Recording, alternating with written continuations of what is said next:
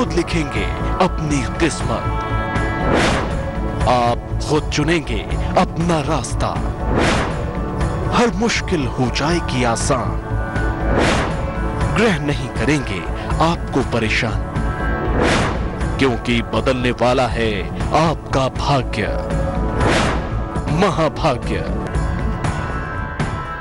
नमस्कार, बहुत स्वागत है आपका। आप देख रहे हैं महाभाग्य और मैं हूं आपके साथ शैलेंद्र पांडे। ज्योतिष ज्ञान का अथाह समुद्र है और उसमें बहुत सारी पुस्तकें, बहुत सारे रिसर्च, शोध आदि तमाम चीजें ज्योतिष में आते भी रहते हैं और हमारे ऋषियों महर्षियों ने किए भी हैं। इस बीच एक नए तरह का ज्योतिष सामने आ गया है और वो नया ज्योतिष है लाल किताब का ज्योतिष। आखिर ये लाल किताब होती क्या है और क्या इसका ज्योतिष से कोई लेना देना है? क्या वाकई में इसके उपाय हमारे शास्त्रों से ज्यादा ताकतवर हैं? क्या वाकई में इसके उपाय बड़े प्रभावशाली होते हैं? आज इन तमाम विषयों की चर्चा करेंगे। महाभाग्य में क्या खास है, चलिए बताते हैं आपको।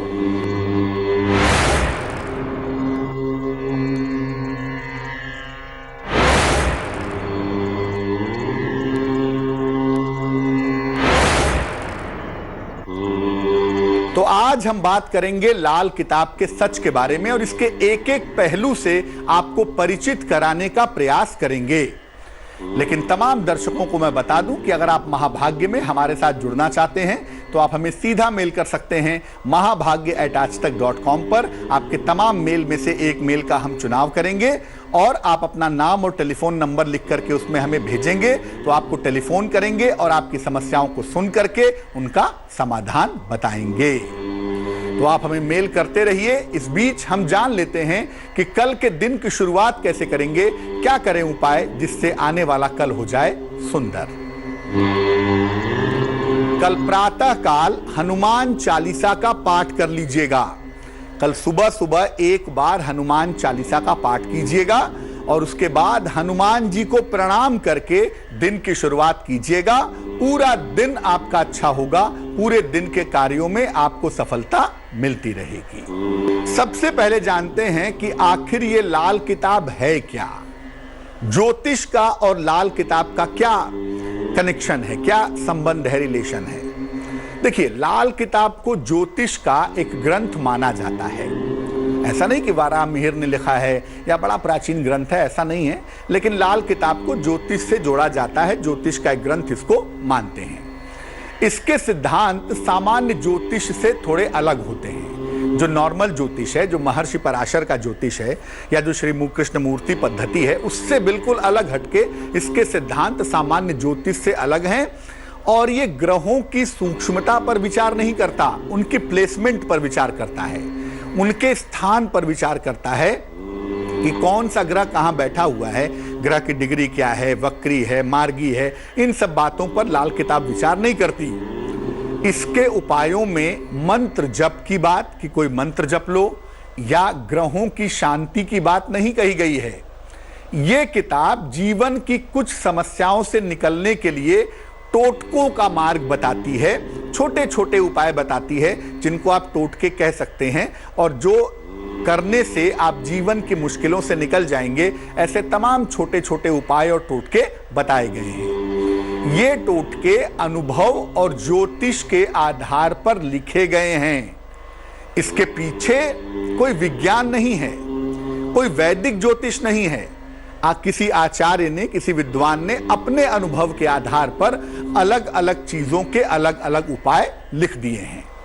इसके पीछे ग्रहों का अध्यात्म नहीं है, इसके पीछे सिर्फ अनुभव है, सिर्फ एक्सपीरियंस है। और एक्सपीरियंस से किसी विद्वान ने, किसी आचार्य ने लाल किताब लिख दी है। उनके अपने अनुभव थे, लेकिन उन अनुभवों को लोग स्वीकार कर रहे हैं और लोग मान रहे हैं कि वही अनुभव सबसे सही हैं। इसीलिए लाल किताब को लोग पढ़ रहे हैं और इसके उपायों को कर रहे हैं।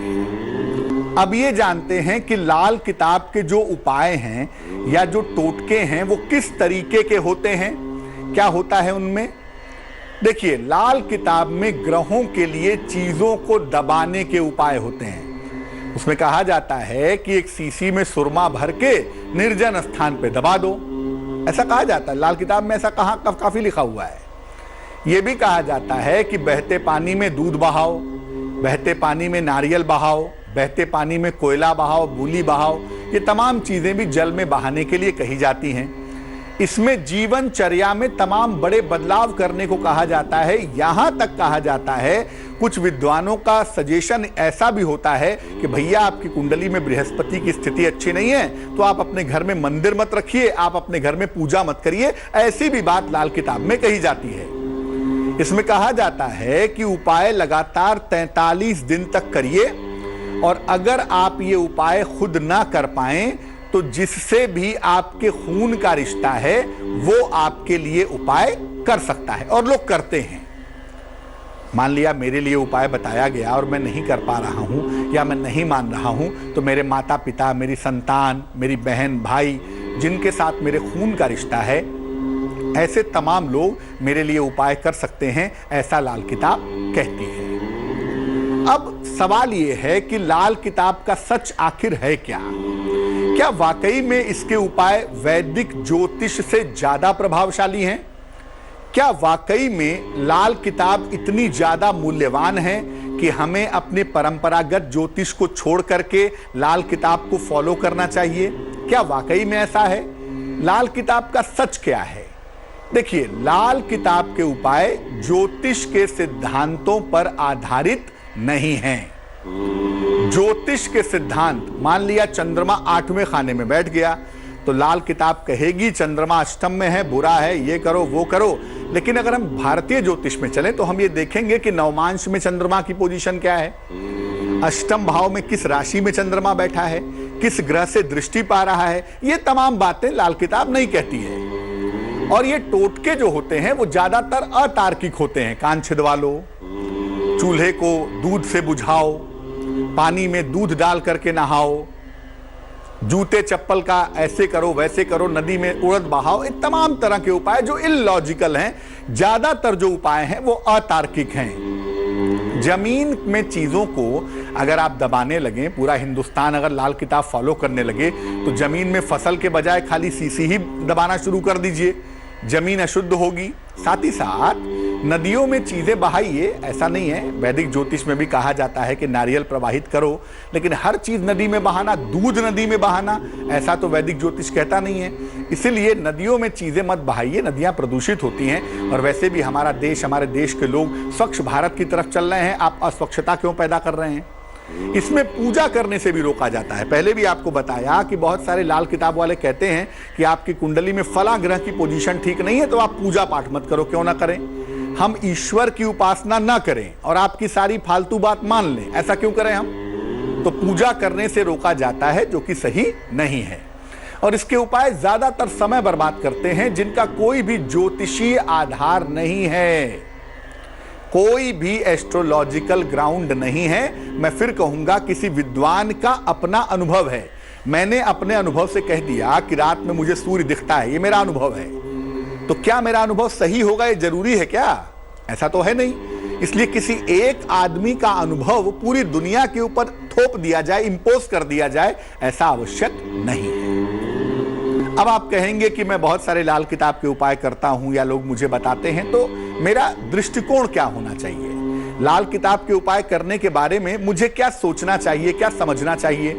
लाल किताब के उपायों के बारे में क्या दृष्टिकोण रखना चाहिए? देखिए, अगर आपको ज्यादा भरोसा है, सबसे बड़ी चीज होती है यादृशी भावना यस्य सिद्धिर्भवति तादृशी, जिसकी जैसी भावना उसकी वैसी सिद्धि। तो अगर आपको ज्यादा भरोसा है तभी उपाय करिए, भरोसा नहीं है तो आप उपाय मत करिए, कोई फायदा नहीं होगा। और उपायों को करने के पहले ये देख लीजिए कि उपाय करने के पीछे का प्रभाव क्या है। आपसे ये तो नहीं कहा जा रहा कि पूजा मत करो, ये सब बात मत मानिए। कोई भी ऐसा प्रयोग मत करिए जिससे प्रकृति पर दुष्प्रभाव पड़ता हो। प्रकृति को नुकसान पहुंचाने की चेष्टा मत कीजिएगा, वरना दिक्कत होगी। प्रकृति से छेड़खानी नहीं कर सकते। लाल किताब के साथ साथ वास्तविक ज्योतिष की चीजों को भी देख लीजिए कि अगर लाल किताब ऐसा कह रही है तो इस बारे में वैदिक ज्योतिष क्या कह रहा है, महर्षि पराशर क्या कह रहे हैं, मानसागरी क्या कह रही है, वृहद जातक क्या कह रहा है, ये तमाम जो वैदिक पुस्तकें हैं ये क्या कह रही हैं, इसको भी समझिए और फिर अपनी बुद्धि से सोच समझकर सही निर्णय लीजिए। तो लाल किताब के बारे में उसकी सच्चाई क्या है, उसका सच क्या है, इस पर हमने चर्चा की है।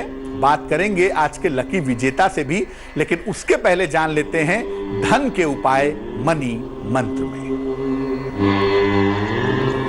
देखिए, घर में अगर आप श्री यंत्र रखते हैं तो ठीक से बना हुआ होना चाहिए।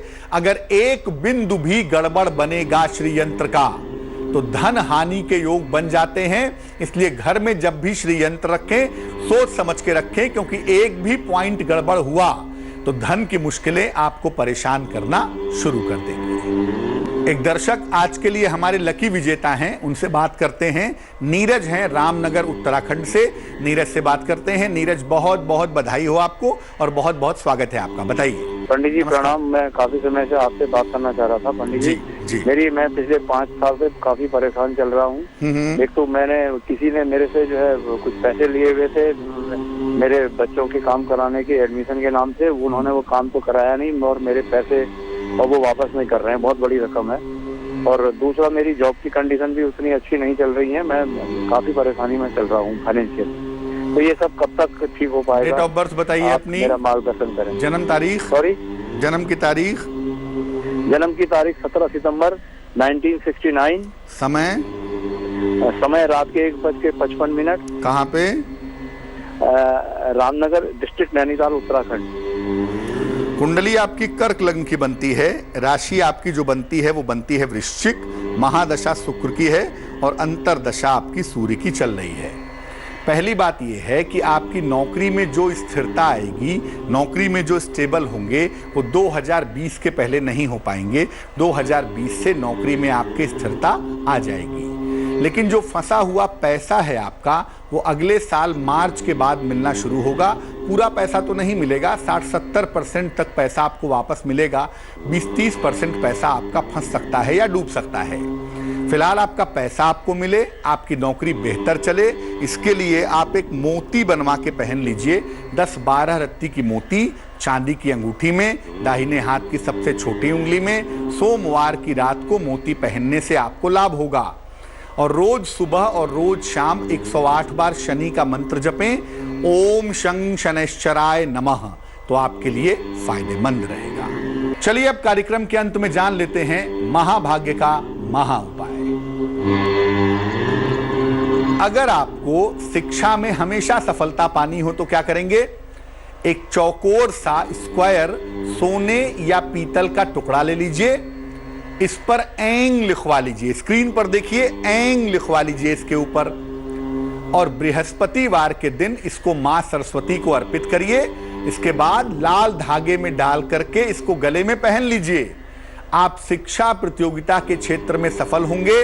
आपकी एकाग्रता बेहतर से बेहतर होती चली जाएगी। तो आज के लिए महाभाग्य में बस इतना ही। मुझे दीजिए इजाजत। लेकिन याद रखिए कि धर्म और ज्योतिष से जुड़ी हुई तमाम जानकारियां अगर कहीं सटीक मिल सकती हैं तो वो है हमारा YouTube चैनल एस्ट्रो तक। इसे जरूर सब्सक्राइब करें।